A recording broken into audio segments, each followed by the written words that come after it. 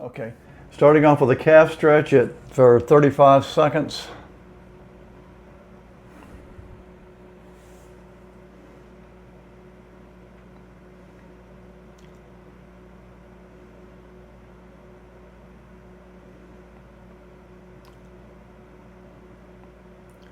I could try to say something entertaining, but I don't know.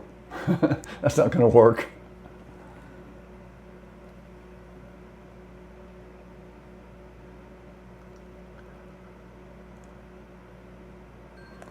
Okay. Okay, the drift board for 3 minutes. I don't know if I want to go the full 3 minutes here because that would get awfully boring from you from a watching standpoint, but the way that I came up with 3 minutes is sort of the goal to go with on this. I don't try to go 3 minutes without touching. That's never gonna happen. But some days I can balance on this thing better than others.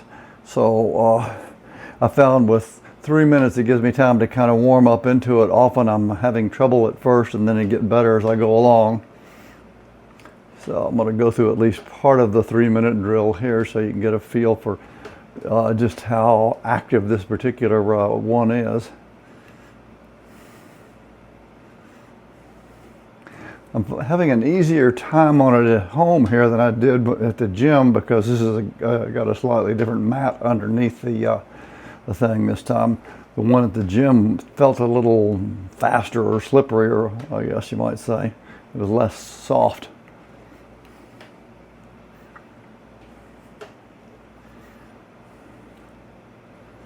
Again, I don't try to worry too much about being as still as possible to try to maintain balance. It's more a matter of trying to keep some movement going in this thing to get a better workout with it and to put a bigger challenge on the balance. In other words, if I find I am balancing too well, I'll intentionally kind of throw it off a little bit. Also, I vary up the shoes that I use from one day to the next. I've tried doing it barefoot, but that didn't work out worth a darn. But those big air sole shoes do not work very well. You don't have enough feel for it. And like as with the situation with the automatic toothbrush, in which 2 minutes seems terribly long, well, 3 minutes seems to go a long time on this, unless I'm listening to a book or something, in which case you lose track of the time.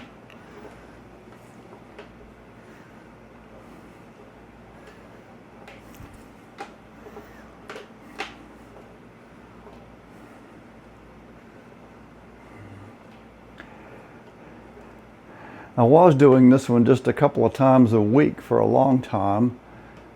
And then I went back to doing it daily because it occurred to me that balance is such a big deal for seniors, and I think this is my best chance of being able to hang on to my balance as long as possible.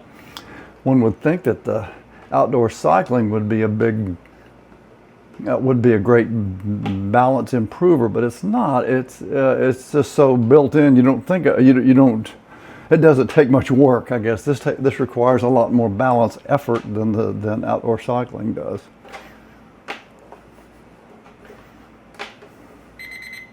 Oh, thank God. 3 minutes is up.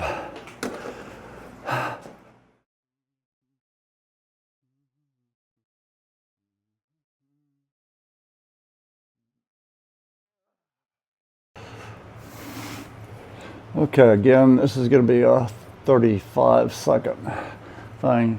It's actually 30 seconds, but I'll put some extra in there to give me time to get it set up and in position. Based on what on the guidance that you had provided a couple of weeks ago, I'm now trying to make sure on this one that I've got my lower back pressed in tight, but I'm thinking more about getting the chest stretched out on this one rather than the shoulders.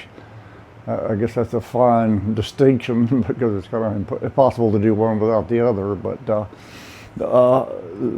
I'm thinking about this one compared to the one I do on the half pipe on the floor.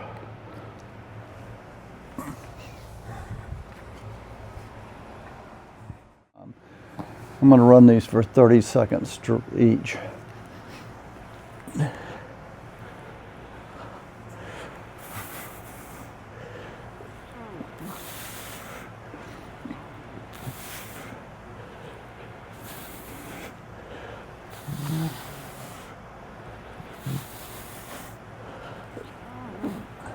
These are all based on the Bob and Brad video that you had for me a year and a half ago.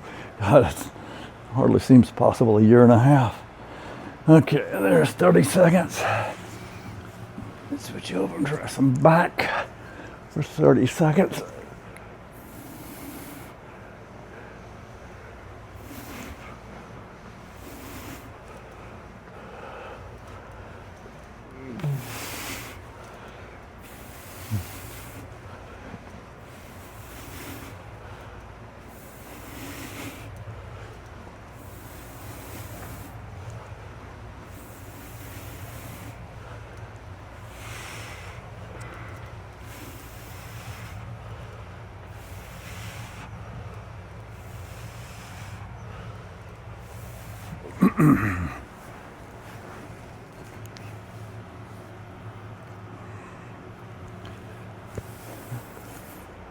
Okay, then 30 seconds on each hip.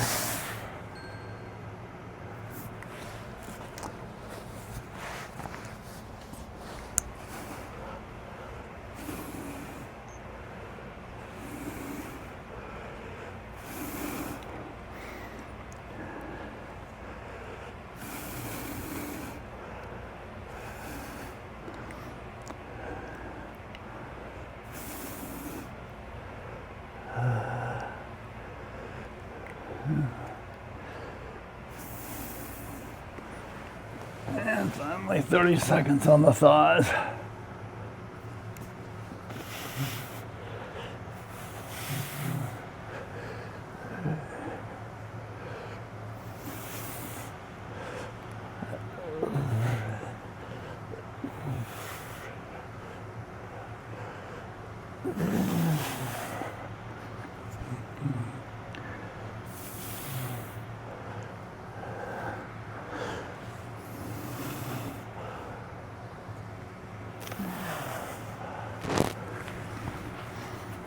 Okay, the next one I do is not timed. I do it by a number of repetitions. This is that one that looks rather what I was doing on the weight bench just a minute ago. But as I see this one, it deals more with the shoulders rather than the chest.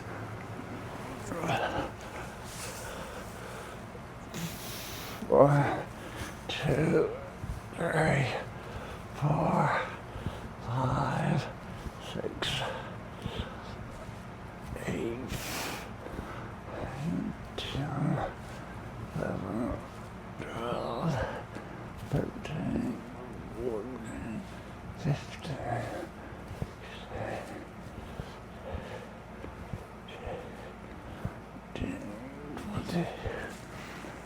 Okay. And that's it for the foam rollers.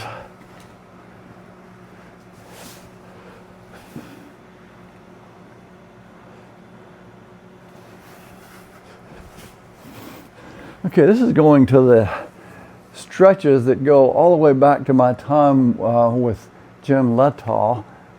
The way I got started with these was when I read a book, after I'd been working with her for a year or two, I happened to be reading a book about cycling as you get older, and the author of that one was talking about flexibility and the issues with older riders, and he had a number of stretches in there, I don't know, 6 or 7 stretches, and he said, try these and see which ones work for you, and incorporate those and dump the rest. Well, I went ahead and gave the book to Jen and asked her about it, which ones of those I should be doing, and she came back in typical Jen Letoff fashion and says you should be doing all of those plus these 3, and so she added some more in there. So anyway, 4, 7, 13.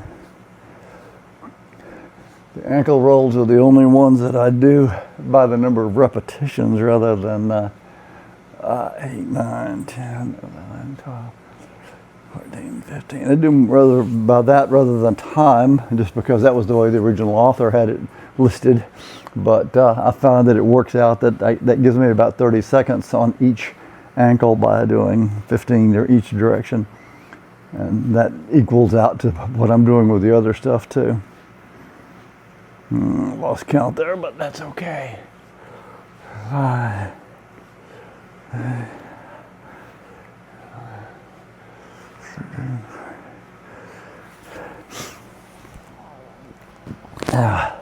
Okay, from this point going forward, I'll be doing, oh, Siri, stop it. Serious. Okay, from this point going forward, I'll be doing everything in time sequence, going 30 seconds on each.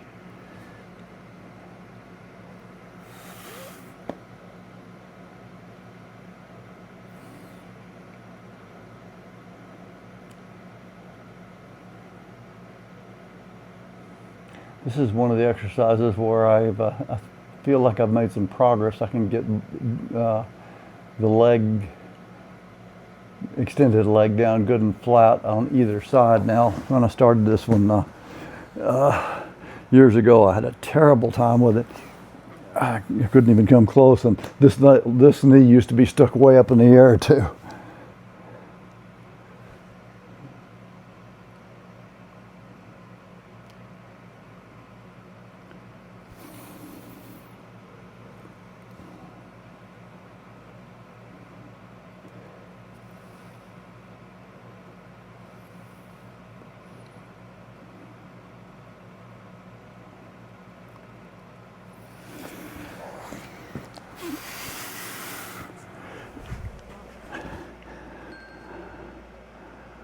The author of that book that I was talking about had a big thing. He suggested that quad stretches work better when you're not standing on the leg, when you're laying down. I don't know, it feels okay.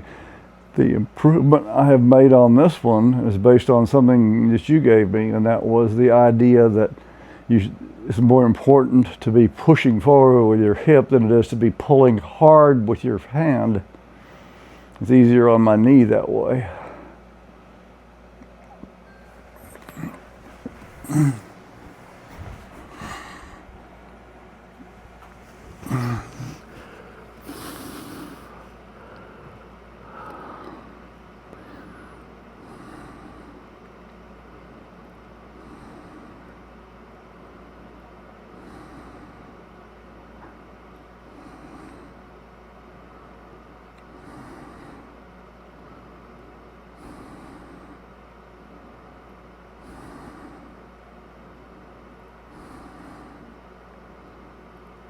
Okay.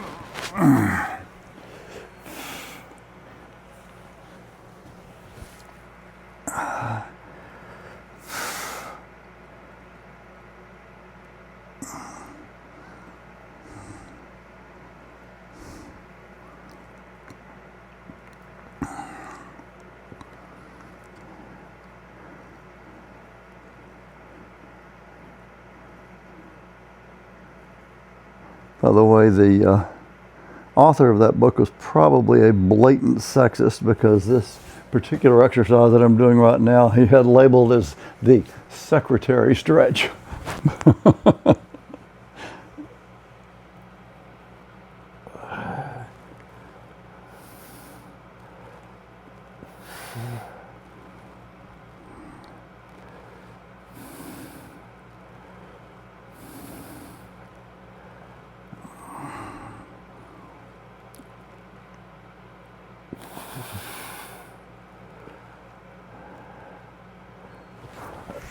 Okay.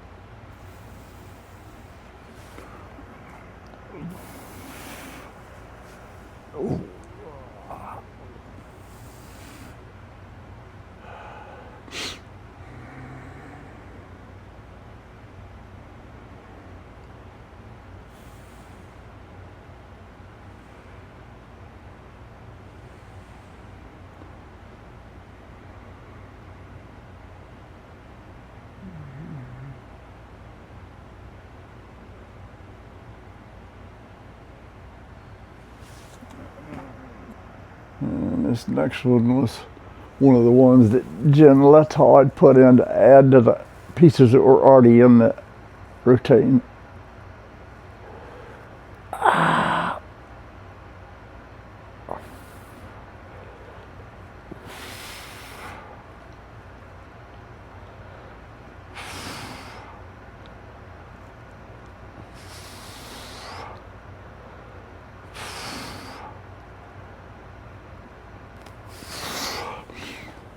Okay, now I'm getting to a couple of the pieces that I've added based on stuff that you had in there. I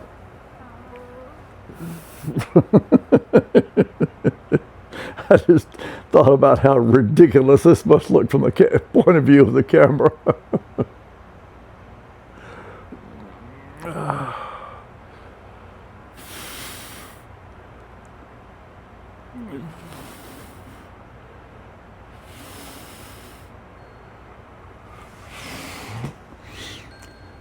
Okay, and then from there I would go into 35 seconds of pelvic lifts or tilts. This is one that I need to work on some more when you get back from Missouri, because I got a little bit confused with the stuff with the tipping forward and tipping backward that we talked about last week. I think I really got messed up with that.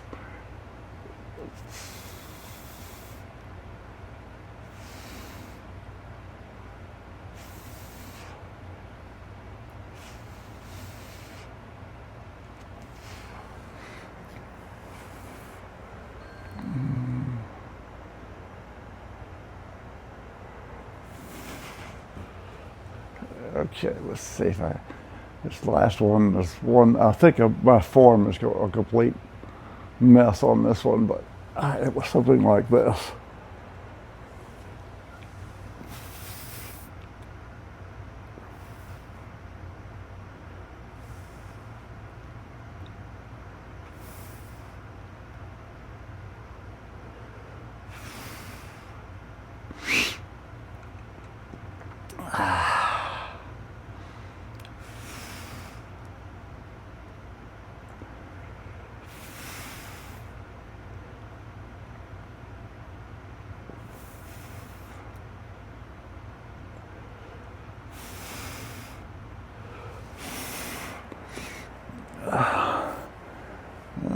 Okay, let's see.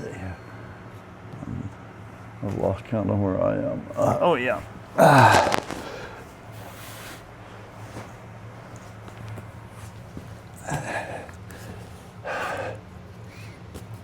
Okay, the cat-cows, I found that the timing thing didn't work as well. It makes more sense on that business for me to do just 10 slow of each.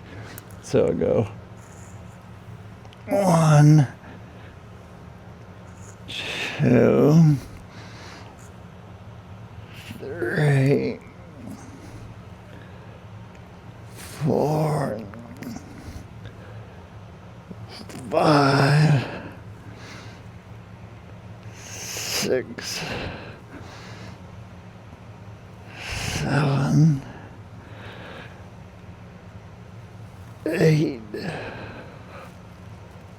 9, 10.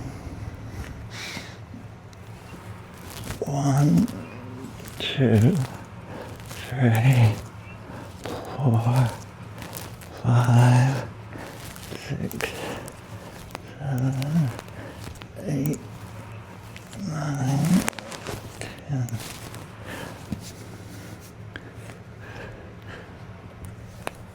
1, 2, 3, 4, 5, 6, 7, 8, 9, 10.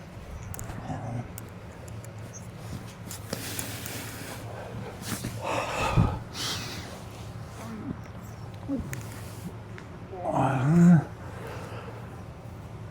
2, 3,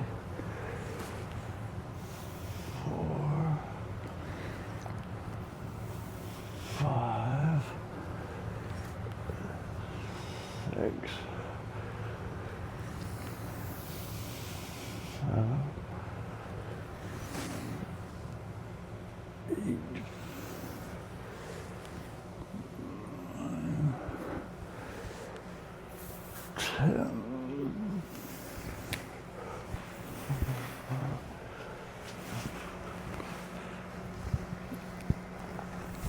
One,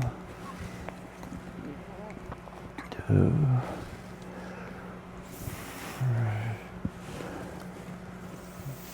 4, 5, 6, 7, 8.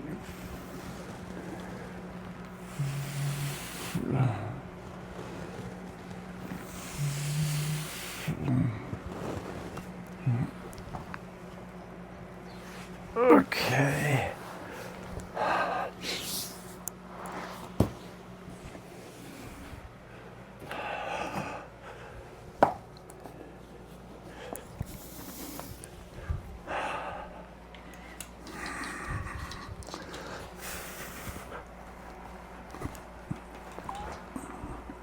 Okay, on the squat here, I just try to get my feet in as close to my butt as I can, and then go 35 seconds while doing deep breathing.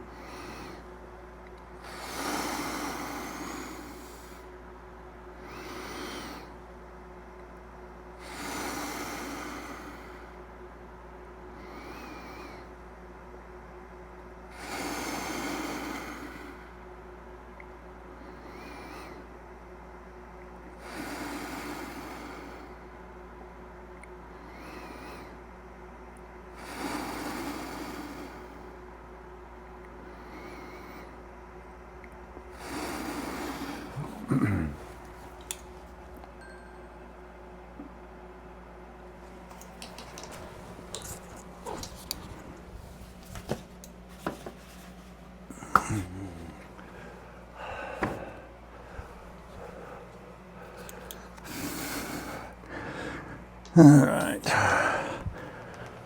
1, 2, 3, 4, 5, 6, 7, 8, 9, 10, 11, 12, 13, 14, 15, 16, 17, 18, 19, 20.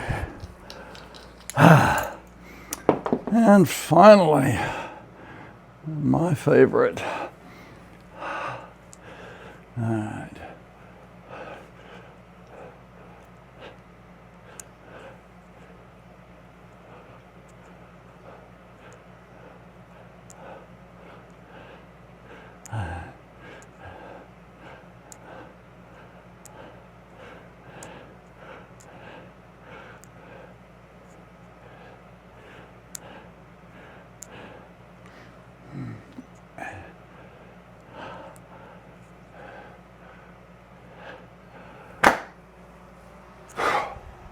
We'll see.